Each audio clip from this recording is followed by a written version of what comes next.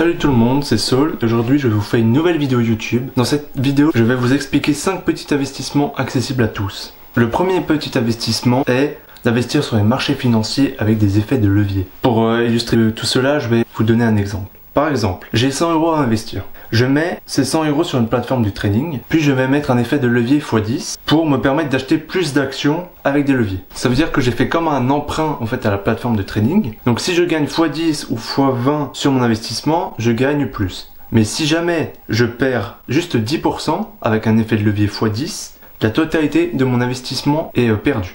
Donc les effets de levier sont très rentables pour ceux qui savent s'en servir, mais ça reste tout de même dangereux si vous ne mettez pas de take profit rapidement, puisque vous n'allez pas pouvoir en fait garder le profit généré. A l'inverse, si vous subissez une petite baisse, vous allez perdre la totalité de votre capital suivant le pourcentage de baisse. Donc faites attention, cet investissement est certes rentable, mais il est quand même dangereux. Si vous choisissez un investissement sécurisé, c'est pas le meilleur investissement, et en plus de cela, vous allez vous créer un second métier. Le second petit investissement sont d'acheter et de louer des garages ou des parkings. Donc les garages et les parkings peuvent se vendre aux alentours de, on va dire, entre 2000 et 20 000 € en fonction de la localisation, bien sûr, si vous êtes dans une grande ville, dans une métropole, en campagne, etc. Pourquoi investir dans des parkings et des garages si le problème est le capital? Si vous avez un capital entre 2000 et 20 000 €, pourquoi ne pas investir dans l'immobilier en achetant par exemple un appartement avec un effet de levier de la banque, donc en faisant un crédit?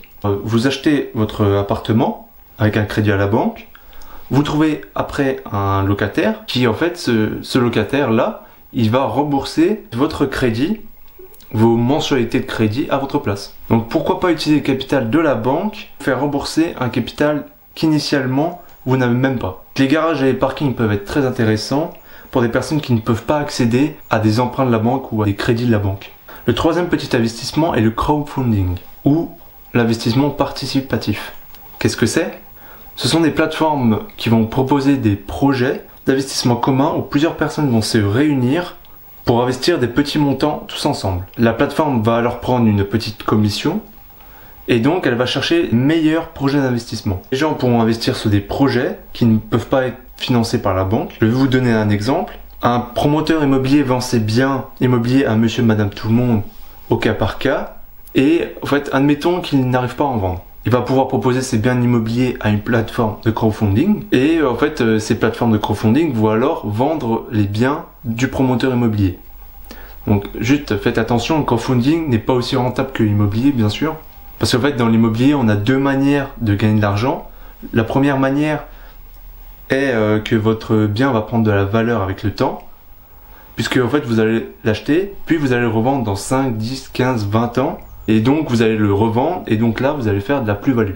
La seconde manière de faire de l'argent en immobilier est exactement pareil qu'avec les loyers. Tant que vous allez conserver votre bien immobilier, vous allez gagner de l'argent dessus via les rentes, les loyers que vos locataires vont vous renverser chaque mois. Et après, si vous voulez même, à la longue, vous pouvez très bien revendre le bien immobilier. Donc d'une, vous allez gagner les loyers tous les mois, ce qui va servir à payer le crédit que vous faites à la banque. Puis vous allez pouvoir le revendre à la fin si vous n'en avez plus besoin ou si vous voulez faire une plus-value sur votre bien immobilier. Donc il y a deux piliers d'enrichissement, la valorisation et les loyers touchés. Dans le crowdfunding immobilier, on va soit toucher la valorisation, soit les loyers. Ça dépend vraiment des plateformes et du projet d'investissement. La plupart du temps, ça va être les loyers et on peut compter, on va dire, un rendement annuel entre 7 et 8,5%. Donc à vous de voir ce qui est plus intéressant par rapport à votre profil d'investisseur. Si vous préférez donc acheter de l'immobilier, en tout cas, il est toujours plus intéressant d'acheter un appartement ou une maison qu'on va louer que d'acheter, on va dire, des garages ou des parkings. Le quatrième petit investissement est en fait les crypto-monnaies. Donc il est très important de savoir à quel moment acheter une crypto-monnaie. Il faut aussi étudier le projet et être très patient. C'est comme avec l'investissement en bourse, il faut être patient. L'investissement en crypto-monnaie peut être un investissement très rentable et très liquide. Donc vous allez pouvoir vous faire beaucoup d'argent. L'argent rapidement, en tout cas avec les crypto-monnaies. Mais ne pensez pas que c'est comme un loto. Soyez patient et analysez bien les projets avant d'investir. Donc je vous recommande d'acheter, de conserver vos crypto-monnaies, puis de revendre sur une analyse fondamentale et non une analyse technique. Donc je vous déconseille quand même aussi le day trading. car vous allez payer beaucoup de frais de training sur les plateformes. Et en fait, vous allez aussi vous créer un second métier qui est très stressant. Cinquième petit investissement est de déléguer la rédaction d'un livre numérique pour le revendre sur Amazon.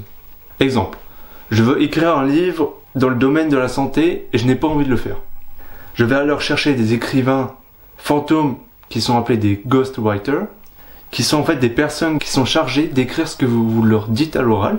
Ces personnes vont rédiger des livres et vous devrez trouver un graphiste et quelqu'un qui va le mettre en vente sur Amazon. Et lorsqu'il y aura une vente, les taxes que prenne Amazon seront directement enlevées et vous allez en fait encaisser directement les revenus du livre depuis chez vous. Car dès que vous avez en fait un livre, Amazon prend les taxes, puis le reste, ça va être directement transmis sur votre compte Amazon. Cet investissement va vous demander de l'application en termes de temps et d'énergie. Donc vous allez devoir déléguer les missions et vérifier le travail qu'il soit bien fait. C'est un bon investissement car il va vous rapporter tous les mois si vous basez la stratégie de rédaction de livres numériques sur des mots-clés qui sont spécifiques et demandés sur le marché.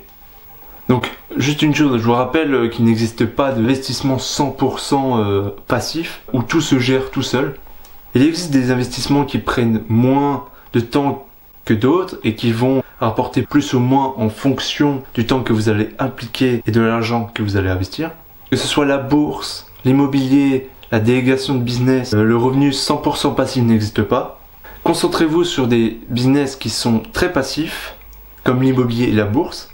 Utilisez un business et ses bénéfices générés pour les investir en fait dans l'immobilier et la bourse. Donc cette vidéo est maintenant terminée. Écrivez-moi dans les commentaires ce que vous avez déjà fait comme investissement et ce que vous comptez faire. N'oubliez pas de vous abonner et de mettre un like. J'ai aussi créé un calculateur de dividendes mensuels qui vous permet de connaître vos futurs dividendes mensuels. Vous avez juste à mettre en fait votre capital investi et votre apport annuel, donc l'argent que vous allez mettre sur vos actions à dividendes chaque année et mettre le rendement. Vous pouvez trouver ce calculateur de dividendes dans la description. Vous avez juste à cliquer sur le lien dans la description ou alors le trouver dans ma biographie sur les réseaux sociaux qui sont TikTok et Instagram. Je vous dis salut et je vous dis à la prochaine. Ciao!